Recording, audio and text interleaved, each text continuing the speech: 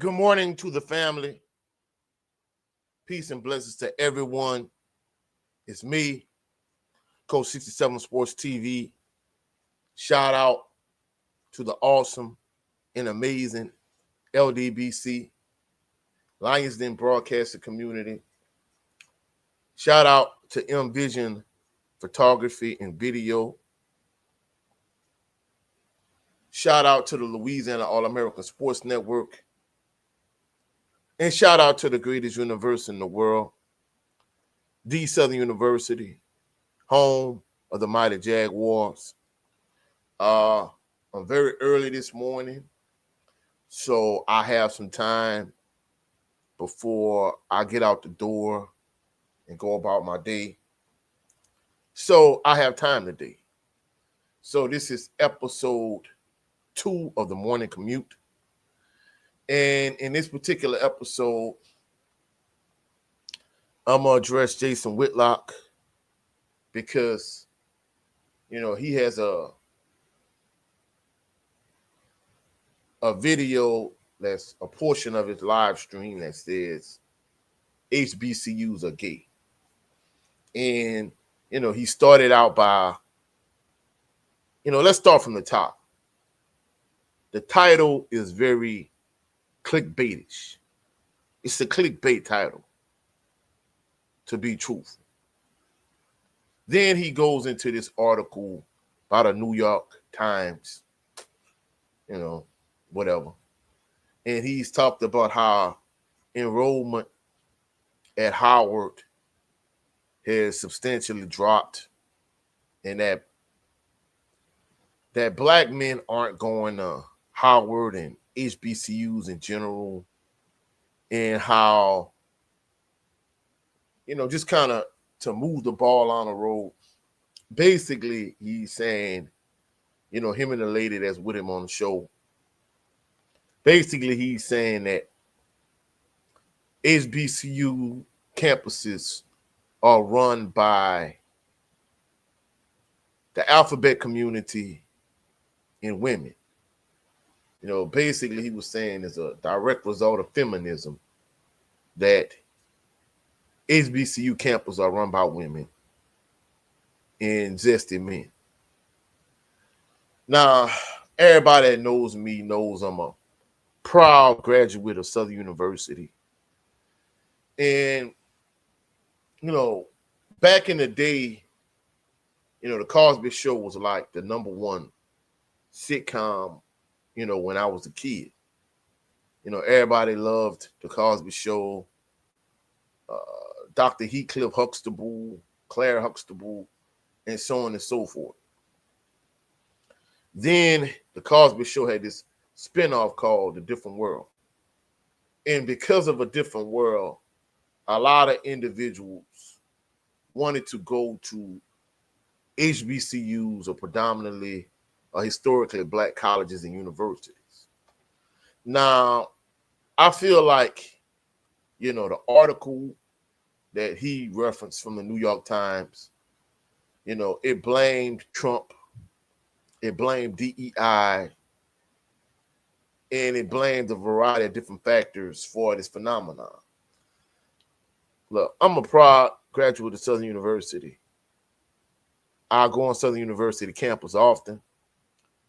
And, for him to say that HBCU campuses are run by women and zesty men, some of the issues he's referencing is not a HBCU problem, but it's a societal problem at large. Some of these issues are just not prevalent on HBCU campuses. Is, just the world we live in. Modern day America is modern day Babylon. The nuclear family was the cornerstone of this country at one point. And on my brother's show, Jared 11 Green, y'all go check out his show. We talked about how feminism has destroyed the nuclear black family and has destabilized the black community. But that domino effect just hasn't affected the black community, but it's also affected the white community also, and just American culture in general. And truthfully speaking, these women, when they talk, these women that subscribe to these feminist ideals and this gynocratic ideology, they talk about taking on a patriarchy and so on and so forth. But on episode 2, The Black Man's Perspective, on my brother Jared Levin Green's channel, we talked about how the patriarchy came up with the concept and the idea of feminism. So the patriarchy, the top 1%, the Rockefellers, they came up with feminism. And it was a social construct that they came up with to increase the workforce by bringing women into the workforce. And as a result, now you could not only tax the men, but you tax women also. And in addition to that, you have more workers to supply these Fortune 500 companies. So at the end of the day, feminism has hurt this country as a whole and at large. It has hurt, but specifically the black nuclear family. Now, in terms of DEI, we always talk about DEI. We always hear DEI. But let's be truthful. Black men has not benefited from DEI. The group that has benefited from DEI more than any other group is white women. But a lot of these concepts he's talking about are concepts that are being pushed by the Democratic Party. And if you go on Southern University campus, I'll go on Southern University campus for sporting events, for football games, primarily for football games. I go to Southern University campus for football games, and guess what? I see a lot of black nuclear families, both old and young. You might see a couple that's been together 30, 40, 50 years. They might have their children, their grandchildren. And you see nuclear families and extended nuclear families. And even if you go on just Southern University campus, just in general, because I remember one day, one of my friends and I, he and I met, I think in 2002, if I'm not mistaken. Yeah, I think we met in 2002. And we had this Black American history class together at Southern University. And he was a history major. And, the professor who's passed on, may he rest in peace, his name was Dr. Allen. And Dr. Allen, was talking about, standing for the pledge and standing for the national anthem. And, I graduated from Assumption High School. I'm a graduate of Assumption High School. I went from Assumption High School to Southern University.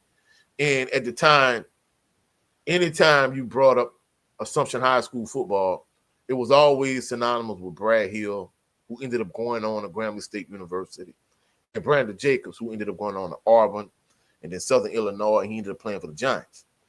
So, we was talking about standing for the national anthem, and I'm like, look, when I used to go back to Assumption, which wasn't often, Mustang Stadium, and they would be playing a game on Friday nights, and everybody's standing for the national anthem, I wouldn't stand up. So for the most part, that's where the genesis of the conversation came from, and that's why I met this friend. So some years later, after he graduated like some years before I did, and then I graduated after, some years later.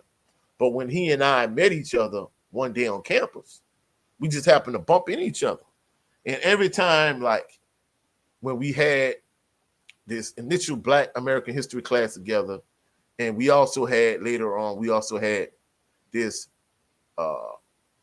physical science class together. Another friend that he ended up coaching track with and ended up being a high school football coach. Like, the three of us had this class together. And, when he and I ended up linking up one day and we ended up going back on Southern campus, like, the union, the Smith and Brown Union in Southern, like the inside of it, had changed significantly. Like it was significant changes. Like a lot of, like for example, like when you would walk in a certain entrance of the union, to the left would be a McDonald's. That McDonald's was now a Burger King.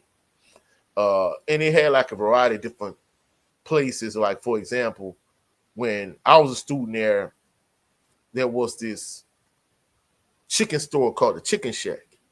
That Chicken Shack was now Popeyes. They had this Baskin Robbins ice cream shop at the end. That Baskin Robbins was now an ice cream parlor. A different name ice cream parlor. Another restaurant was now a Chick-fil-A. So like it had changed significantly. But when he and I met this day on campus, like I'm not gonna lie, like when we went to school, it was like a lot of heterosexual men, a lot of heterosexual women. But that day we noticed there's a lot of lesbians. I mean, I think they were the most prevalent more than anything. But, you know, another day I went to LSU, and guess what? I noticed zesty men, and I noticed lesbian women. So it's not just prevalent on Southern University campus.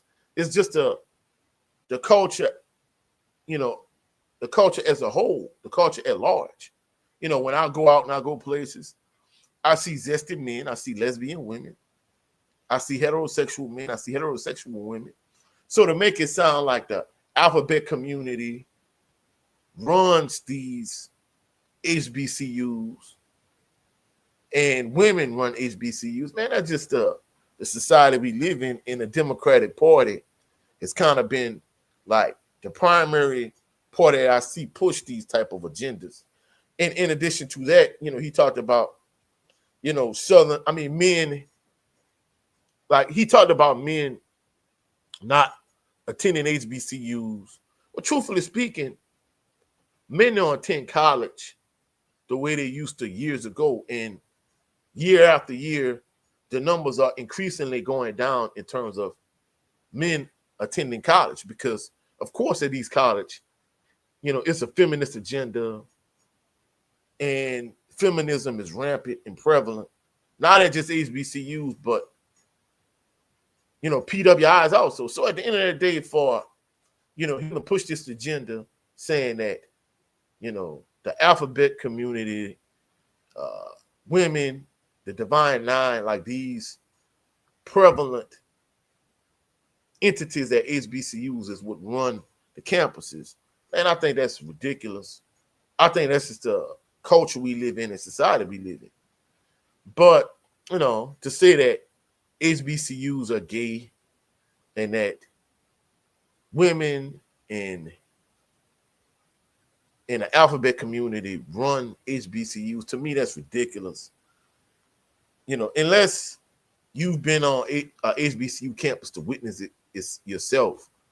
And I mean, don't get me wrong, you know, the lady told a story, but both of her kids being at HBCU and her daughter went and sit next to this guy that she thought was cute, and he ended up being zesty. I mean, truthfully speaking, you know, you could go to Walmart, you could go to Target, you could go to the dollar store, Dollar General, Family Dollar, Dollar Tree. You go anywhere and that could be the case.